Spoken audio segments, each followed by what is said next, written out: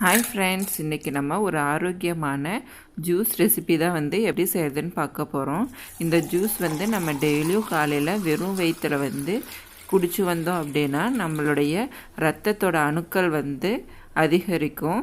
அதே மாதிரி நம்மளுடைய ஸ்டாமினாவும் இம்ப்ரூவ் ஆகும். வாங்க இந்த ஜூஸ் எப்படி செய்கிறதுன்னு பார்க்கலாம். ஃபஸ்ட்டு அதுக்கு நான் ஒரு பீட்ரூட் எடுத்து வச்சுருக்கிறேன். இந்த பீட்ரூட்டில் இருக்கக்கூடிய மேல் தோலை எல்லாத்தையும் நீக்கிடலாம். ஒரு சிலருக்கு பார்த்திங்கன்னா இந்த பீட்ரூட் சமைச்சு சாப்பிட்டோம் அப்படின்னா பிடிக்காது. அப்படி இருக்கிறவங்க இந்த மாதிரி பீட்ரூட்டை ஜூஸாக போட்டு குடிக்கலாம். இது ரொம்ப நல்லது நம்ம உடம்புக்கு. இப்போ பாருங்கள், தோல்கள் எல்லாத்தையும் நீக்கியாச்சு. இப்போ தண்ணியில் நல்லா கழுவிட்டு கட் பண்ணி எடுத்துக்கலாம்.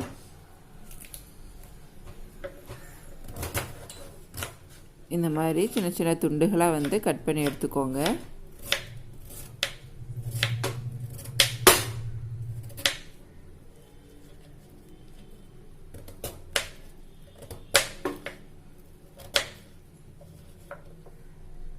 இந்த மாதிரி கட் பண்ணதுக்கப்புறமா நம்ம ஒரு மிக்ஸி ஜாரில் இந்த பீட்ரூட் துண்டுகளை ஆட் பண்ணிக்கலாம். இதில் ஒரு சின்ன துண்டு அளவுக்கு இஞ்சி ஆட் பண்ணிக்கலாம். அது கூடயே ஒரு அரை எலுமிச்சம்பழம் பிழிஞ்சு விட்டுக்கலாம். நமக்கு தேவையான அளவுக்கு சர்க்கரை ஆட் பண்ணிக்கோங்க.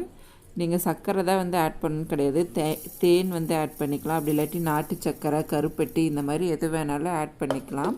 நம்ம இனிப்புக்கு தகுந்த மாதிரி ஆட் பண்ணிக்கோங்க. இப்போ நல்லா அரைச்சிடலாம். அரைச்சிட்டு அதுக்கப்புறமா தண்ணி ஊற்றிக்கோங்க. ஃபஸ்ட்டே தண்ணி ஊற்றுனீங்க அப்படின்னா நல்லா அரைக்காது. தண்ணி ஊற்றிட்டு மறுபடியும் ஒரு டைம் நல்லா அரைச்சிட்டு நம்ம வடிகட்டி எடுத்துக்கலாம். இந்த மாதிரி வடிதட்டு வச்சு நல்லா வடித்து எடுத்துக்கோங்க.